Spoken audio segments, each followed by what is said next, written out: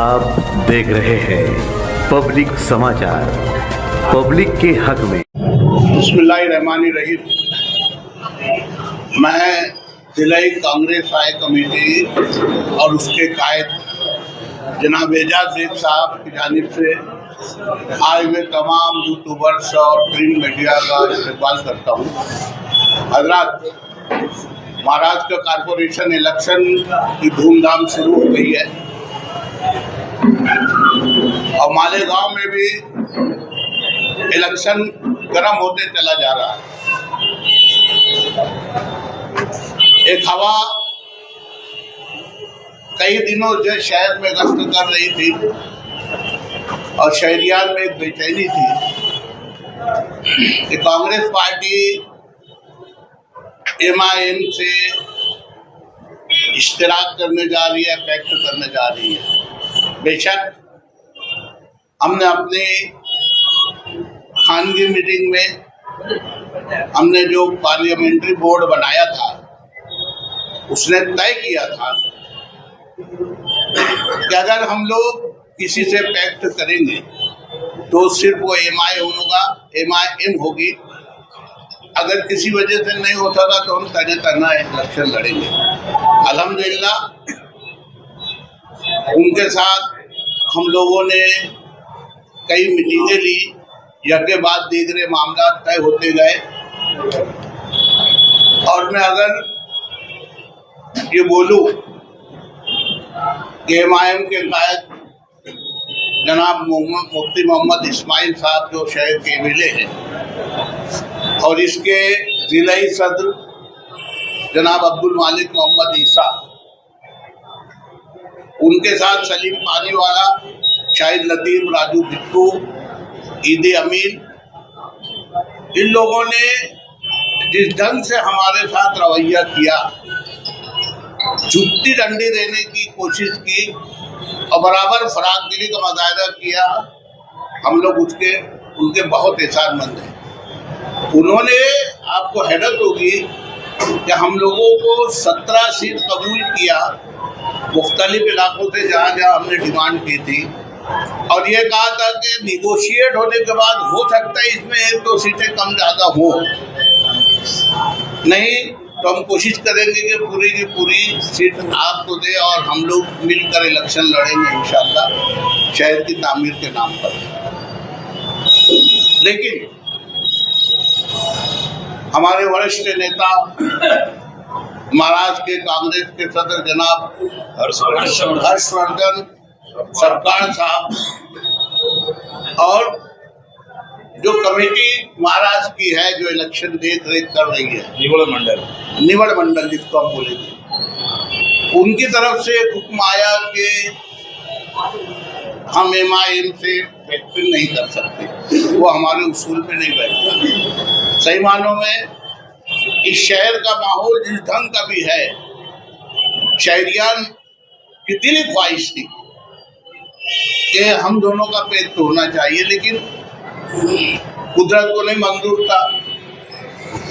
हर बात के पीछे कुछ न कुछ वजह होती है, लेकिन उन्होंने जिस ढंग से हमारे साथ बिरादराना रवैया किया, जिस ढंग से उन्होंने फराग दिली का सबूत दिया, जिस ढंग से MIM के तमाम जिम्मेदारान हमारे साथ इश्ताक करने के लिए कोशिश कर रहे थे, हम उनके एहसानमंद हैं और इंशाअल्लाह इलेक्शन तो आता जाता रहेगा।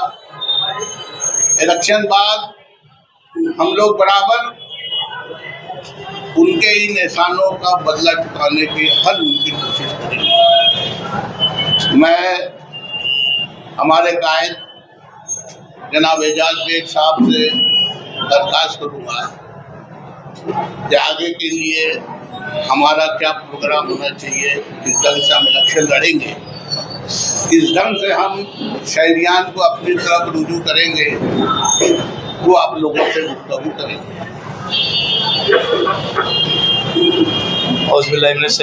बिस्मिल्लाहिर्रहमानिर्रहीम। अल्लाह के फजल करम से अल्लाह ताला ने जो वक्त लाया कि आज टिकट बांटने वाला बनाया और आज मेरी ज़िंदगी के अंदर समझता हूँ कि पहला वक्त तो ऐसा है कि हम लोग आज तक के टिकट मांगते थे, आज टिकट बांटने का अल्लाह ने मौका दिया। आज हम कांग्रेस पार्टी की पहली लिस्ट जारी कर रहे हैं, उसके लिए आप लोगों को यहाँ पर मदऊ किया गया। तो मैं पहले आप लोगों को नाम पढ़ कर सुना देता हूँ, उसके बाद फिर आगे की जो बात रहेंगी वो करेंगे। Ward number 18 Ejaz Baig Aziz Baig, ward number 18 Yasmin Ejaz Baig, ward number 18 Riyaz Baig Aziz Baig, ward number 21 Taslima Zainul Abedin Pathan, ward number 7 Rashida Abdul Qayyum Haya, ward number 3 Sheikh Mukumuddin Abdul Rashid Meena Nagari, ward number 2 Mohammad Yasin Shakeel Ahmed, ward number 20 Abdul ahad Kalimuddin, ward number 17 Ashraf Ali Nabi Sarwar. ऐसे हम लोगों ने आज पहली लिस्ट जारी की है। दूसरी लिस्ट हम लोग इंशाअल्लाह ताला इतवार के रोज जारी करेंगे। जितनी भी हम लोगों के पास अरीजे आए हैं उसके लिए हम लोग जो आज पहली लिस्ट जारी करें, इतवार को दूसरी लिस्ट जारी करके ख़त्म जो भी है इतवार के दिन फाइनल करेंगे। क्योंकि आप लोग देख रहे होंगे कि कागज़ पत्थर के अंदर जो है सबसे ज़्यादा टूटी इस वक्त तो है, और हर आदमी परेशान है कि 15 8 10 12 दिन से जो है लोग पेपर जमा ही नहीं कर पा रहे। और नए लोगों के लिए तो बस की बात ही नहीं है कि पुलिस वेरिफिकेशन के लिए कैसे जाना, संडास का दाखला अफिडेविट करना, उनका दाखला लेना, घर पट्टी का लेना, और फॉर्म के अंदर इतनी ढेर सारी शर्तें हैं कि वकील लोग भरते भरते परेशान हो गए। एक वकील तो मेरा 3 दिन से फॉर्म भर रहा था, आज कंप्लीट हुआ और अभी उसके लिए चेक करने के लिए मैंने एक जगह भेजा। तो हम लोगों की जो भी है हम लोग आप फाइनल इसके बाद की जो दूसरी लिस्ट है इतवार के रोज दाखिल करेंगे, और ये उम्मीद लेकर हम आप लोगों को बुलाए थे। अभी फिलहाल 9 नाम है।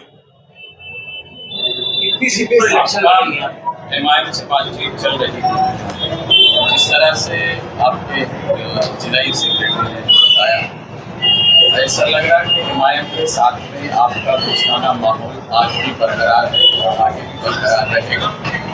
अगर आपको रियासती सतह से नहीं कहा गया तो आइडियोलॉजी की बिना पर आपको नहीं कहा गया, मुकामी सतह पे आपका जो मोहब्बत है आज भी बरकरार है।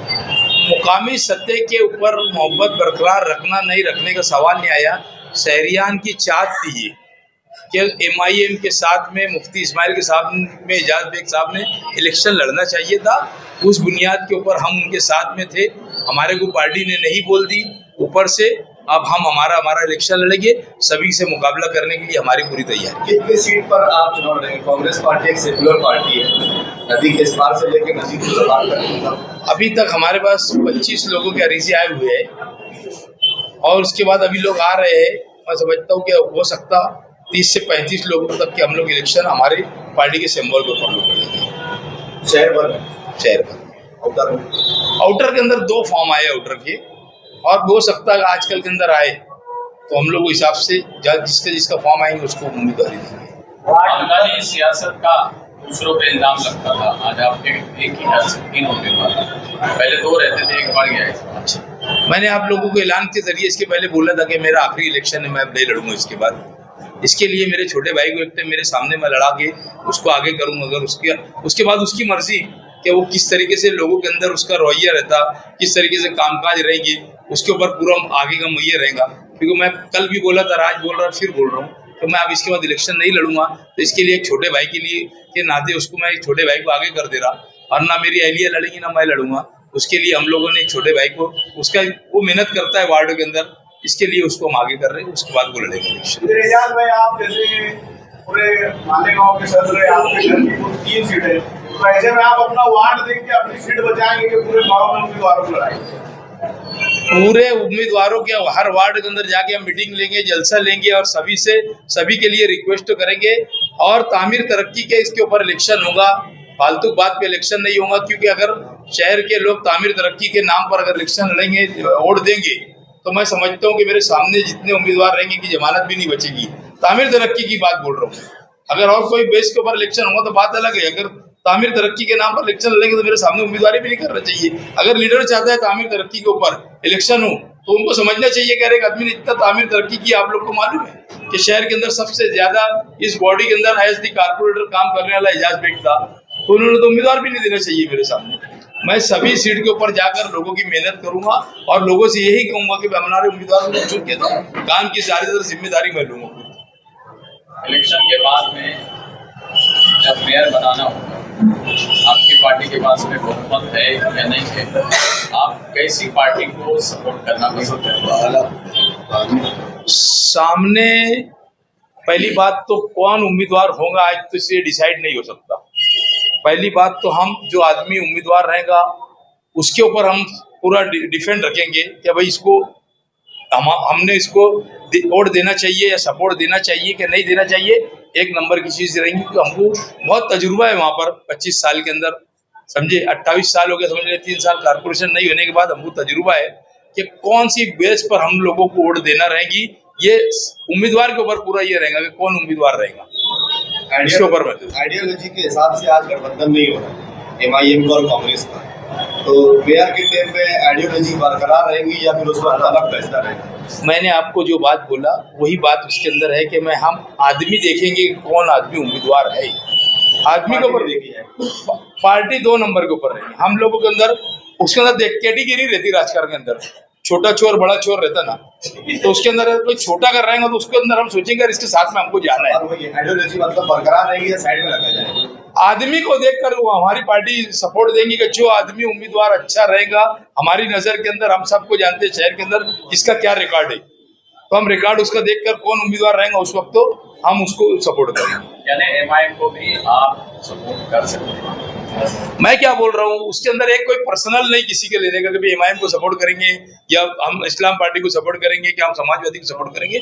हम उस वक्त तो जो उम्मीदवार रहेगा हमारी नजर के अंदर उम्मीदवार अच्छा रहेगा हम उसको सपोर्ट करेंगे, चाहे वो MIM चाहे वो MIM का मतलब है वो वहां से हमारे जैसे आज हमारा मतलब है हो सकता है कल पार्टी कुछ भी बोले, समझे क्या? हमारी पार्टी जो आदेश देंगी वो आदेश के हिसाब से होगा। हमको उनको समझाना होगा कि मालेगांव शहर के अंदर किस तरीके की सियासत चलती है और कौन किसके साथ जाकर शहर की तरक्की होगी, उनको समझाना पड़ेगा उस वक्त। तो जो जैसे हालात आएंगे, जो तरक्की होंगी शहर की हालात की तरक्की, कौन शहर की तरक्की कर सकता, हम उनको बताएंगे ये आदमी तरक्की कर सकता, हमको इनके साथ जाने के अंदर कोई ये नहीं है। हम पार्टी को बनाने में उस वक्त तो कामयाब रहेंगे, जो उम्मीदवार रहेंगे हम उसको इस वक्त मतलब आप पार्टी को समझाए भी नहीं और समझाने में कामयाब भी नहीं। उन्होंने पूरे महाराष्ट्र के लिए फैसला लिया था, मालेगांव के नहीं लिए।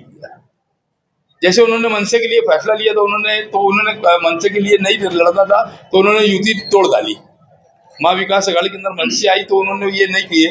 तो उस तरीके से उन्होंने पूरे महाराष्ट्र के कल सदर लोग को बुलाकर यही कहा।